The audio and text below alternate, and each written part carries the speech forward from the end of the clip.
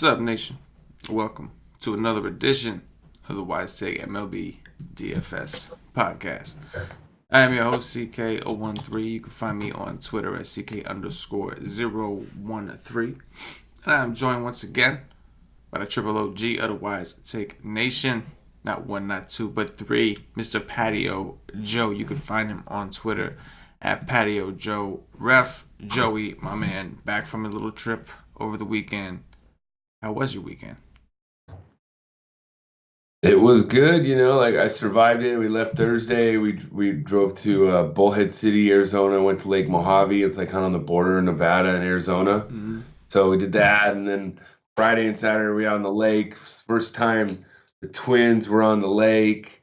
So that was interesting. And everybody was asking me like, "Oh, how they're doing? How are they being?" I'm like, this is basically the same day as it is at home. We're just by the water now. You know what I mean? Yeah. They're acting the same. They're just the same. Tyler was having a good time. Everything was fine. The drive home wasn't bad. We get home, and then Tyler takes a metal spatula to my 14-month-old, whacks her under the eye. So we had to deal with that. But besides that, the weekend was okay. We survived it. I'm home. I'm a little bit more tan, Yeah. and I'm watching college baseball, late night college baseball. The regionals are on, so I'm Nice. happy. Nice. There you go. A day in the life, Patio Joe. Um, yeah, man, my weekend was good too. Not much going on. Good DFS weekend. Had a good. I think Friday, Saturday, and then today was my best day. I had a pretty good day today, and then because I did so well, threw a little money on the Warriors plus 2.5, and got that as well. So it was a good weekend, man. It was nice, and I'm very excited. I was very excited for this week in general until I think it was you that had told me to take a look at Monday slate, or either you or Paulie, one of you guys had texted me and told me to take a look, and a three-game slate, three-game main slate, and it's gonna be late. The late part doesn't bother me. I don't care that it's it's fine. You West Coast guys get a chance to chill, not like have to rush, so it's all good. Yeah, I know. But the three-game thing was a little annoying for a Monday. Yeah. So, man. Yeah, I know, man. It's crazy. First of all, like what? Like it doesn't start till 6:40 on the East Coast, which is for you YSig members. What would it be 4:30? We're gonna start at the Y stream. I didn't Yeah, ask you yeah. that. Is that what's gonna We do it 2 hours before. 2 hours before lock. The first game for this slate is until 9:40 Eastern. Yeah, So so 7:30 basically. about 7:30. Will the Y stream will be Yeah, 7:30. yeah Because I'm on the show. I just want to yeah know. yeah. It's good. It's I good. just It's want, good. Definitely yeah, I good to just check want to in know there. when I gotta be ready. Definitely good to check in there. Yeah. Yeah. So everything's gonna be delayed. There's gonna be a lot of time on our hands. Like what am I gonna do with my demo? I go to the gym and all that, but it's gonna be a big gap. Normally 7 o'clock I'm done. That's the time to like get done whatever you gotta get done. And now it's like that's when it's showtime. So anyway, talk to me about three-game slates in general, Joe. Since we're gonna have some time, this will be a quick show. But talk to me about three-game slates. How do you approach them typically? You basically you want to tone down your cash game uh, bankroll tomorrow. Strictly because there's just not a lot of differentiation that you're going to do. Almost everybody's going to be on the same players. People are going to be 80 to 90% owned, and it's just not a really great to put in a lot of money. I like going on single entry contests when it comes to these smaller slates because if you go into these MMEs, you're basically going to have these pros that are going to be able to do these variations of these lineups. 150 lineups on 6-game slate is not, or 3-game slate is not very much at all. You know what I'm saying? You can almost cover almost all your bases. So I like to just do in single entries and to tone down my cash game basic bankroll for the night. Yeah, I like that idea. Cash games, the margin of error is going to be smaller. Ownership's going to be more concentrated. Like you said, the donkey tournaments are going to have all these guys with 150 different ways of a three-game slate. It's going to be hard to get different there. I agree with you. Playing in smaller fields makes this. It's a better night to play in smaller fields. You'll notice a pattern. It kind of always is a good night to play in smaller fields. But tonight as well, like you said, single entries, things like that, and I think that I think like in tournaments on three-game slates, like if you are playing tournaments, you're better off just getting is different. Just get different, right? Like on a 3-game slate, if the chalk goes off, like you're going to be competing against what 60-70% of the field that is the same shit as you, and now it comes down to like which half point. Whereas if you just go different, go against the grain, like you said, lower your volume, just kind of be ready for the next day, and get different so that if it does pay off, like you're competing with a much smaller portion of the field. With that said, we'll talk about cash games as we always do to start. Cash game SP1 Joe, what do you think? I'm not going to even. I mean, there's not even really much to say. Aaron Nola going against the Padres. They strike out almost the most against righties. Today, Trevor Richards, who's just a basic right-handed pitcher, struck out like 8 or 9. And, they had like a 30-minute delay. It was a B delay. I don't know if you heard about that today. B delay. So, anyway, so they have this happen. And it's just a basic run-of-the-mill, right-handed pitcher from the Marlins, shuts down the Padres. So now you got an above-average, SP2. I wouldn't call him, the top starters in the game, but Nola is a pretty damn good pitcher. So go with that. And on DraftKings, you could basically pick anybody else you want to pair with him because he's 9'6", and everybody else is underneath him. So you just pay up. I would probably go at that point with Walker Buehler, or just because of he has the highest upside, or Robbie Ray. He does have those really, really good performances that we've talked about against the Dodgers sometimes, but then he has the blow-up performances too. So he's more of a GPP play tomorrow for me. But I would probably be Nola and Buehler in cash on DK, and then just lock in Nola on FanDuel. It's a core play. You don't need to go anywhere else in cash. Yeah, I agree. I think Nola Buehler on DraftKings is the nice little 1-2 punch. Nola against the Padres and the Diamondbacks. I know we don't look at them as a team that strikes out a lot, but they have been striking out a lot more lately. We saw Wheeler and DeGrom both were on pace to have really good. Well, Wheeler did have an awesome game. DeGrom was on pace too. And Wheeler gave up some runs. It was just he was getting the strikeouts, and DeGrom had to work a little harder. But point is, I think it is a decent spot for Buehler as well. I think he go can't even freaking talk right now. Nola and Buehler, and then you just make that work in cash.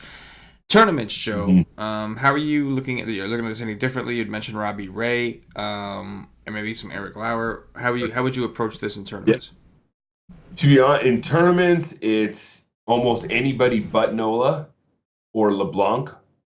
I wouldn't go there. Just LeBlanc is like the only guy I don't think I would roster tomorrow, in my opinion. But I like this guy Martin from Houston, Eric Lauer, and Buehler. Probably those would be the 4 guys that I would pitch in GPPs.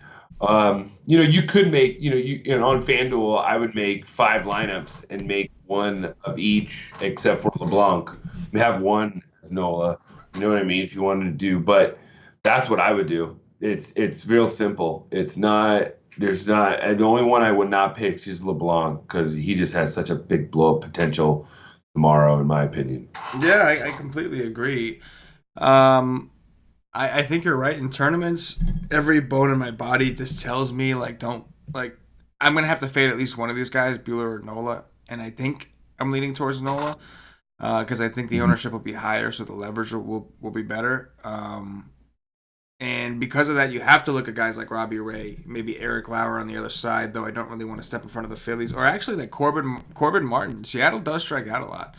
That's one thing they do. And Corbin did not have a good game against the White Sox. But aside from the White Sox, his other rough games were against, I think, Boston was one of the teams. And I forget the other one, maybe the Cubs. But teams that aren't necessarily as easy to strike out. But so I could look at him at 7-1 for tournaments to pair with a Buehler or a Robbie Ray or something like that. And I agree with you. The only one that I'm not interested in at all is going to be LeBlanc, which is kind of interesting when you think about that because I think most people's approach is going to be going that route.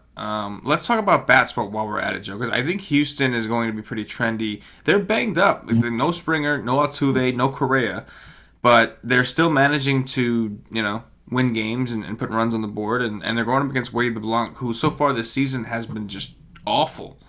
in every level. He even had some starts in AAA that went terrible. Talk to me about Houston, and are there any other offenses you're interested in? Well, I mean, obviously, Houston is like the offense you have to look at strictly on. They're facing LeBlanc, and they're probably facing the worst bullpen out of all the teams on the slate.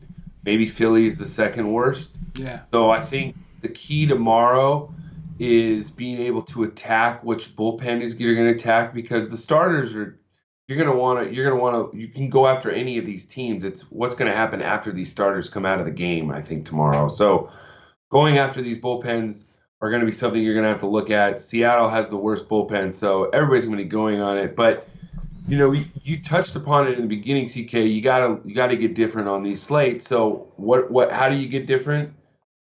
You stack against Nola. You stack the Padres. You full stack them, because Nola's going to be the highest owned pitcher on both slates tomorrow, because he's so affordable on both slates. The only way you're going to be able to get different in some of those fields, especially in the single entries, is if you stack against Nola and probably Bueller number two, and hopefully those go off and you go straight to the winner's circle. That's how you do it. It's not.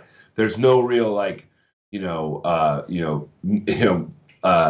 secret formula tomorrow. When there's a 3-game slate, you pick the guy that's going to be highest owned in one of your lineups, and you stack against him, and you hope that that he gets roughed up a bit, and then you can. That's how you differentiate. Yeah, man. I think that was, the Padres, I think, would be an ultimate leverage stack going up against Nola. You can make an argument, the same argument for the Arizona Diamondbacks, and I think you're going to want to take one of those offenses at least in tournaments, like you said, to have that leverage, especially if you are like I like to do, 3 to 5 teams. Say you're doing like a 3-entry max, or you're approaching this from a 3-game. Go ahead and have like a cashier lineup. Go ahead and throw Bueller and Nola, and then with your other 2 teams have a Padre stack and a Diamondback stack, and then kind of work that in. And it's kind of an interesting way to approach a 3-entry max. But I think that.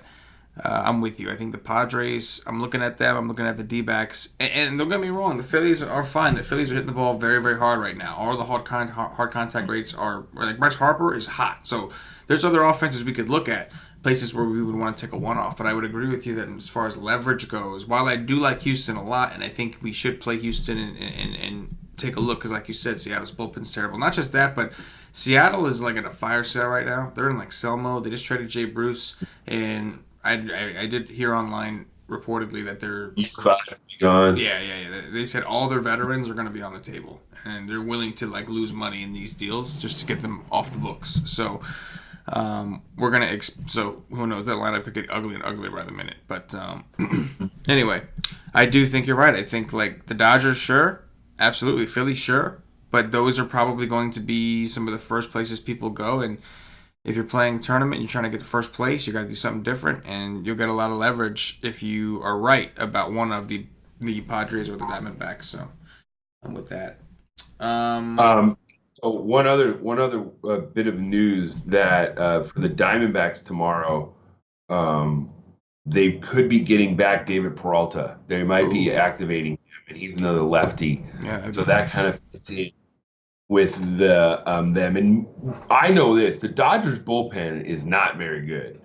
So if Bueller gets out of the game, they could just crush the Dodgers bullpen, because they've given up. That's their Achilles heel, I still think, and that's what they need to improve on to win the World Series. So these D-backs tomorrow could be very, very sneaky. Also come out, the umpiring, it could, definitely make us like a team a little bit more than others. That they'll have to wait for the live stream on that one. But by first look, I like the Diamondbacks against Bueller tomorrow too, just because if they can get to Bueller, that bullpen can get roughed up a little bit. Yeah.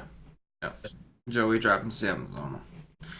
All right, man. I think as far as the little slate breakdown, we said it was going to be brief. We'll finish it up there, but we'll do some top threes, all that good stuff. We will still have full content over at whitestick.com. Well, the cheat sheet I'm not sure of. I'll check with Cam on that. I don't know if he's going to be able to do a cheat sheet on a 3-game slate. But we will have everything else. We'll have our cash article, GBP article. The Y stream will be a little later, 7:30 p.m. Eastern, but we will have a Y stream. So usual content, great day to get a day pass. We will be digging in tomorrow and trying to take over the DFS world as we always do every day. 3-game slate, we don't discriminate. We will be on it. And you can get a day pass to try us out for $2.50. You'll get access to all the content. $2.50, you'll get access to all the content for MLB. The only thing you won't get is the Slack chat. You got to be a monthly member or higher to get access to the Slack chat, which I highly recommend. Also, for those of you that don't know, we did introduce League of Legends cheat sheets, esports DFS. Those of you gamers out there, yes, that's right. There is DraftKings for League of Legends. I think it's the North American Championship Series, I believe. And I've been working with Cam. He's been preparing me on how to call these things what they are. And so first week was really good. Cam almost took down a donkey using Gov's cheat sheet, so that was pretty awesome. But yeah, we have a lot of cool stuff going on. NASCAR, golf, we got it all. The golf guy smashed, by the way. We got one. Yeah, I saw. Yeah. Really. Yeah, awesome content. Nate, aka Brew Medic 47, and Juan Bond, who does the live streams with Brew. Just awesome stuff. Great article from Brew. Awesome week in general, man. And then of course we got with the MMA. We got all kinds of sports, man. You want DFS, no matter what sports you like, man. Come rock with it. And the Slack chat really adds to the experience. Like I said, it completes the package. It gets you, your all of our analysts are more accessible. The other members are accessible. So Anyway, all right, Joe. Cash game core. We'll try it. Nola Bueller, right? DraftKings and on FanDuel it's Nola, right? Nola. One last thing about Bueller. Yeah. One last thing about Bueller. He has one matchup against Arizona this year. It was his first start, 3 innings, 5 hits, 5 earned runs. Yeah. So it's just a little tidbit to make maybe Arizona a little bit more attractive. Yeah. He's also coming off a game where he got roughed up a little against your Mets. Yes, he did. 5 earned runs against the Mets. So let's not be, let's be a little bit hesitant, I think, a little bit, hesitant on Bueller tomorrow. I think he could, we might be able to attack him a little bit. In tournaments.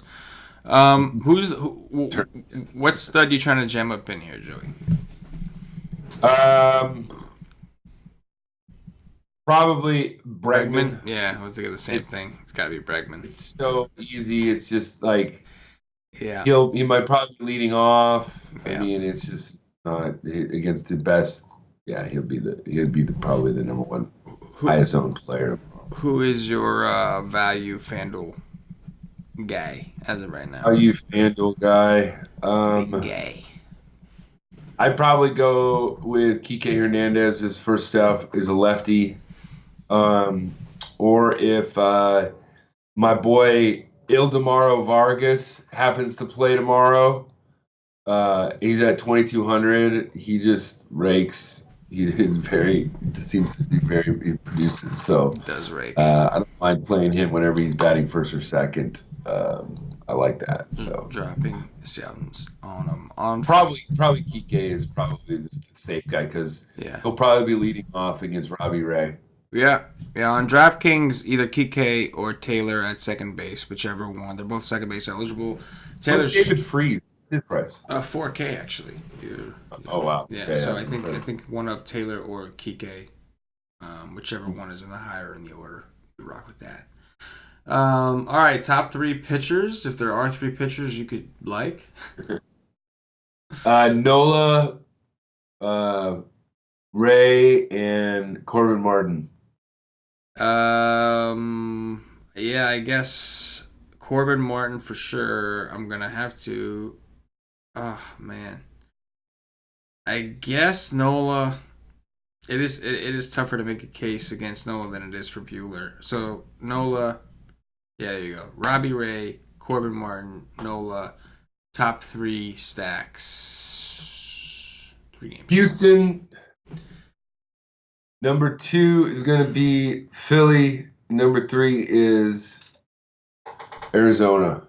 But I like the Padres too. I will be stacking the Padres just because of the leverage move. But I like the Arizona Diamondbacks tomorrow too. I'm going to have to go with Houston as well, number 1.